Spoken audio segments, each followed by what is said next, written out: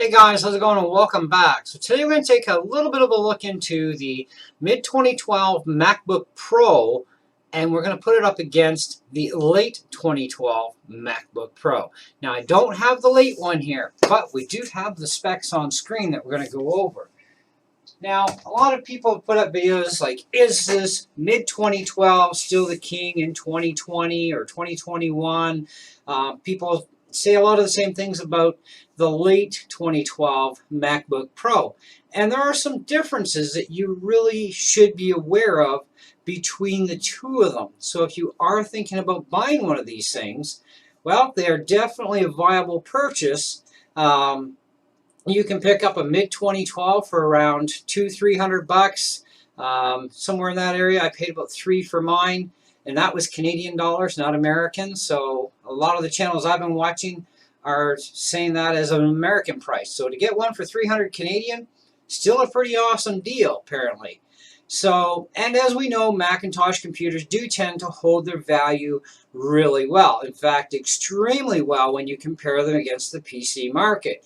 But we will talk about that in another video. So let's cut now to a website that I like to use called everymac.com, and they get into a lot more specs and details than even what the Apple website seems to get into, and you get to know more of what you want to know on everymac.com as well at the same time. So let's cut to that area, and we'll compare these two MacBooks because I really think that from what I have seen on YouTube for videos and what I've learned about the late 2012 MacBook Pro compared to the mid that I happen to own, I would be suggesting that you would want to seriously consider going to the mid-2012 over the late 2012, and we're about to show you why. So let's cut to that, and we're going to do that as a screenshot video. All right, guys, so not only do we have everymac.com on the screen, we also have Apple up here. Now, there is going to be one discrepancy from everymac.com, and that's when it comes to the amount of video RAM. It's actually like 1,536 megabytes, not 768 megabytes. So they did get that part wrong on the specs. But let's see, is it worth going late or should we stay middle? Now, in my honest opinion, as a little spoiler alert, I would go with the mid one. So here we go. We have the turbo boost to 3.1 gigahertz and custom speeds to 2.9. We have a soldered on FPU, of course. We have level 1 cache at 32 by 32 times 2, level 3, 256 times 2 and 3 megabyte. We have 1600 megahertz DDR3 RAM. Now, the mid comes with 4 gigs of RAM, but is upgradable to 16 gigabytes of RAM. Okay, let's stop right there. So let's go over to the late. Now, the late does have a Retina display. We definitely gain a really nice display. Now, there's nothing wrong with the display, of course, on the mid, but, you know, the Retina does tend to be a bit better display quality. Okay, even I can notice the difference between, you know, any of my computers, any of my Macs, right up to my 5K Retina Mac, that Retina display is a huge impact in a lot of areas, so, and not so huge in others. So we do have, of course, a 13.3-inch widescreen, 2560 by 1600, and going into this one here, surprised they didn't put that in the same spot. 1200 by 1280 by 800 display, 13.3. Okay, so we do have the same size screens. We do get a bit more resolution available to us in the Retina. But let's get into the rest of this. Turbo boost is 3.1, custom speeds 2.9, which the custom speeds of 2.9 are only going to be available to you in the i7. Now, either laptop you'll be able to get with either an i5 or an i7, but generally i5 is what's always on the shelf, right? Not too often you see an i7 on the shelf for pick up and go and take home. As far as the caches go, they seem to be the same here. Looking at the caches, Where's that cache on here? 256, 2 to 3, 2 to 3. Yeah, they're the same caches.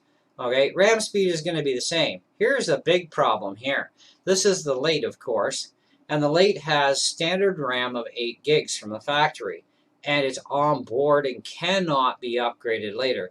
And of course, you know, even when you do purchase it, you still can't upgrade it because it's kind of maxed at 8 gigs. So, you know, let's take a quick look over to Apple for a second. So on the mid one, of course, now Apple supports only 8 gigs, but you can go to 16 gigs. And we have RAM slots, 4 gigs. Now I have mine at 8 gigs, okay? But you definitely can go to the 16. And a lot of people, I've seen them on videos, they have taken it to 16. So if we go up to here, to the late model, that's it.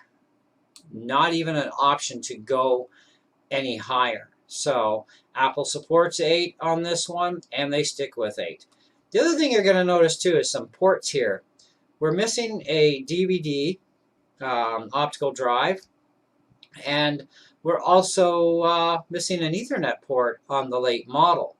Now, one video had said that, you know, on the Ethernet side of things, like, you know, who really uses that anymore? Well, let me tell you something when it comes to the Wi-Fi on these things.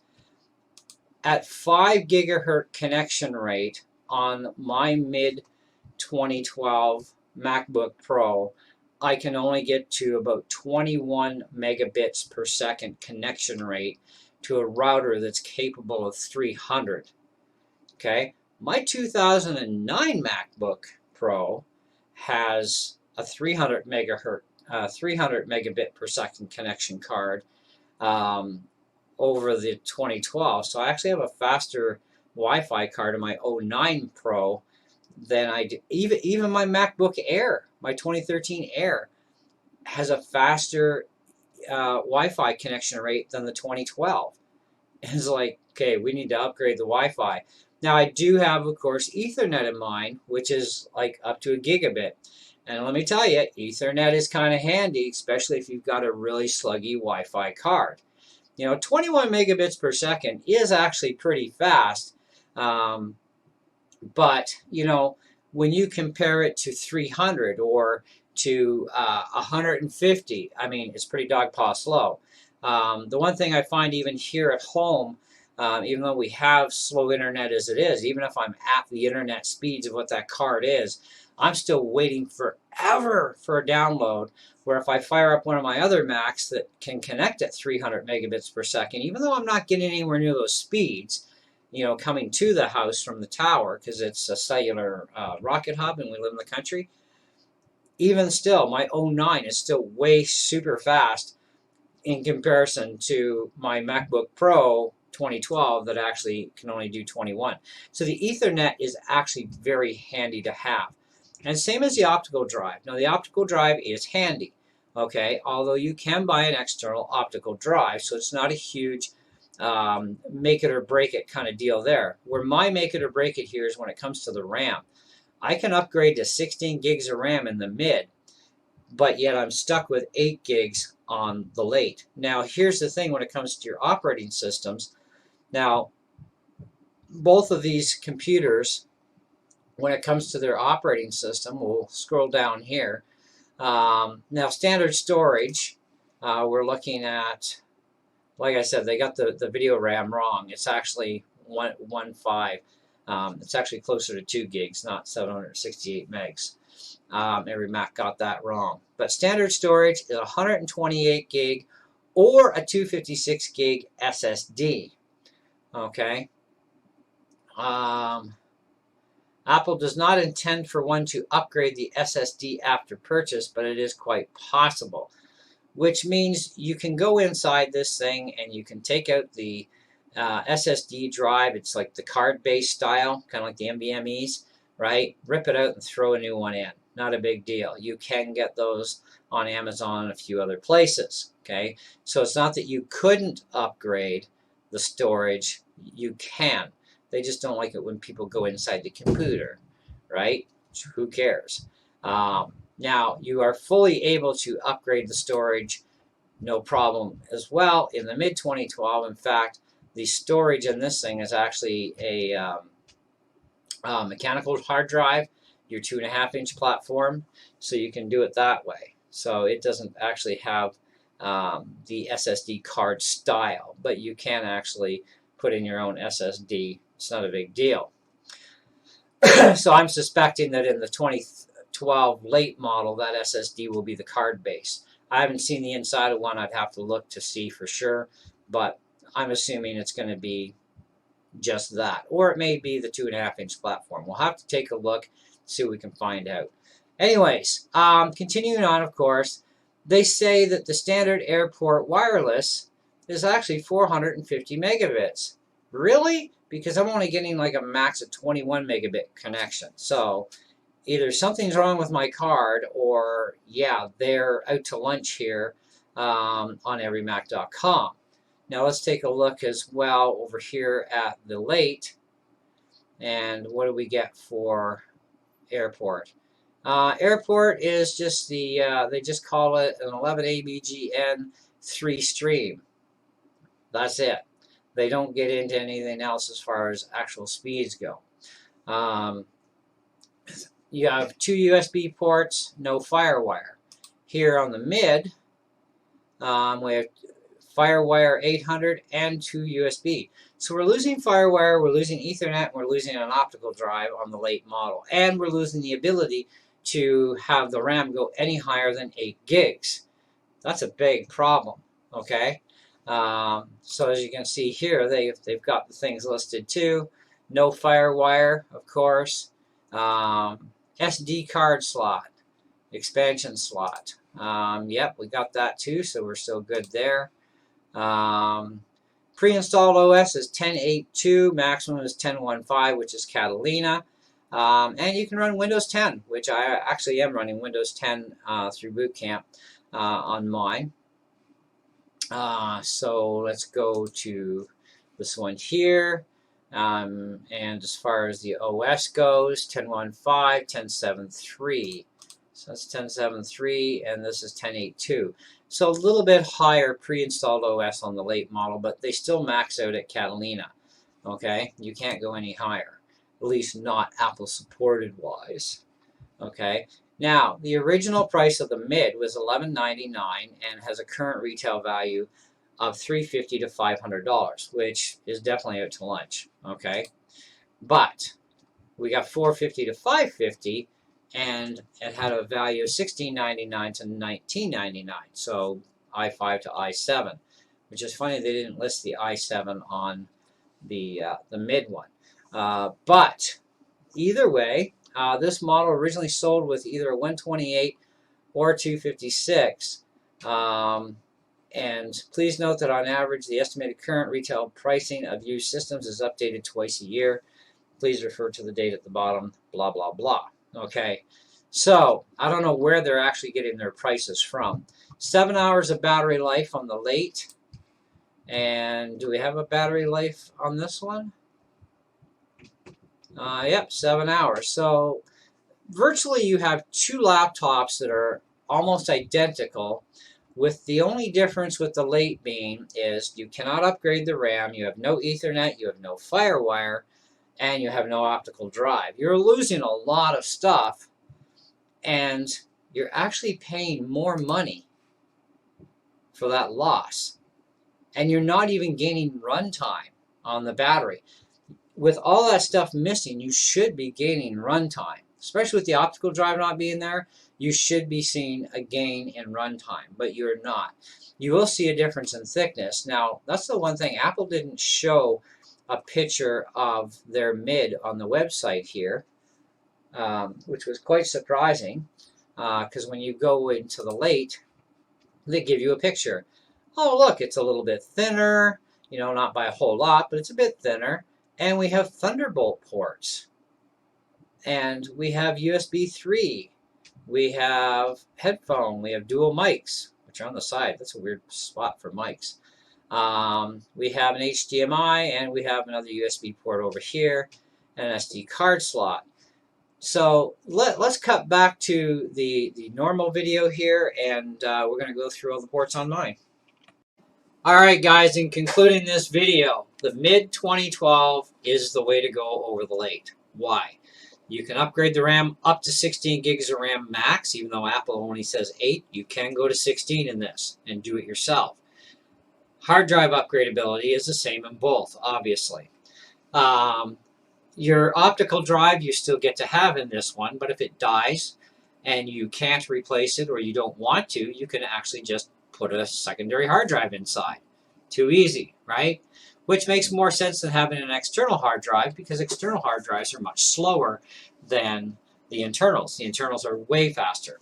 You still get to keep your Ethernet port in this one. You will not have an Ethernet port in the other one. You only have one Thunderbolt port in here, which also doubles as a display port. Okay, so you get 2 display ports and a regular HDMI port in the other one. Whoopie dang. Okay, none of us care. You still get 2 USB-A ports in both. That's fine. Okay, no big deal there. You get the card readers still. Okay, we're all fine. You gain a Retina display, but you lose so much more in the late version 2012. Okay, so, and the Retina display, even though it's going to give you a much higher resolution and very sweet picture in comparison, this still has a very sweet picture regardless, and is still a very productive machine for photographers, for videographers, for anybody doing anything to do with graphics, sound, animation, the usual purposes that Macs are made for. This thing is still more than adequate against the other one. In fact, the other one, I think you'll find a bit of a performance issue with having the Retina display at the higher resolution, because that takes a little bit more processing power away from you too. And being that these things are the same speeds in i5s and i7s, yeah, I think I'd rather stick with this one with the non-Retina. Maybe I'll have a little bit less resolution, but I'm still going to get a very awesome quality picture, whether I'm on the internal screen or an external screen. I'm still going to have a great picture regardless, okay?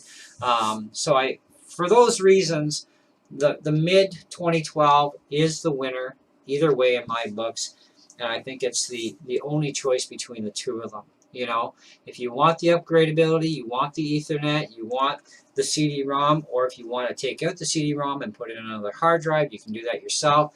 If you want to go to 16 gigs of RAM, you give yourself more performance edge. You can do that with this. You cannot do it with the other, and so on. Everything that we've talked about between the two of them. So, and in between doing these video cuts, I also did a little bit of checking on my Wi-Fi card, and it turns out I may have an antenna wire issue. Now, that could be a loose connection, a popped off connector.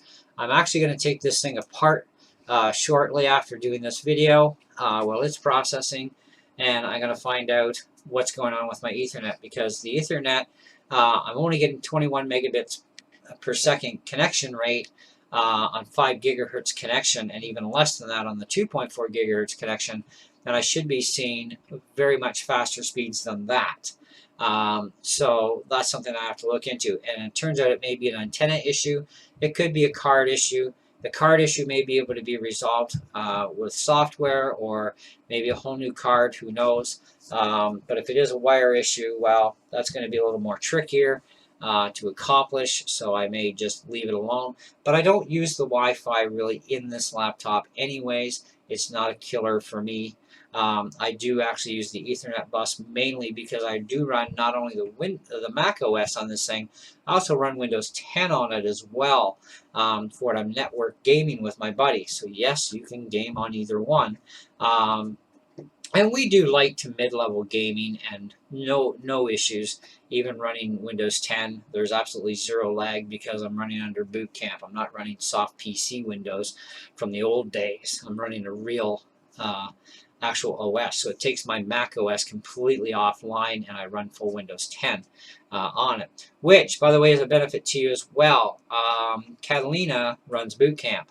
Apple is supposed to be adding Boot Camp back in with Big Sur and probably Monterey with M1s. So there's some stories going around. We'll find out how true it is in the end. But currently, right now, even though we were able to originally do Boot Camp with Big Sur on the Intel machines, they took it away from us. I tried it and it won't work. And it's like, this really sucks. So hopefully they reinstate it on Big Sur, because I'd love to be able to run Big Sur and still be able to run Windows on my MacBook Air, but also on my late 2015 iMac. Now, my 2015 iMac, I'm not worried about the OS support. I'm good with Monterey right into the end of the support of all the Intel chips. But that little puppy with Catalina, the OS support for security updates ends summer of 2022. And I'd really like to still keep it on the internet on the Mac side. However, if you are running Windows or willing to run Windows on your Mac for just internet usage, then you can extend that life another 3 years, because Microsoft has said they're going to now give us an extra 3 years of Windows 10 support before we have no choice but to go to Windows 11. So, and no, you cannot run Windows 11 when you're running it on a Mac. It doesn't support it, at least not on this Mac anyways. So that kind of sucks there, but you know, you do what you do, right? Anyway, thanks so much for watching, guys. I hope you enjoyed the video, got a lot out of it. And if you have any questions, they go down below in the comments. I'll do the best I can to answer them as always. Stay tuned for more computer tech videos, other tech videos, and other stuff I got in the works. We'll just keep going. So, see ya.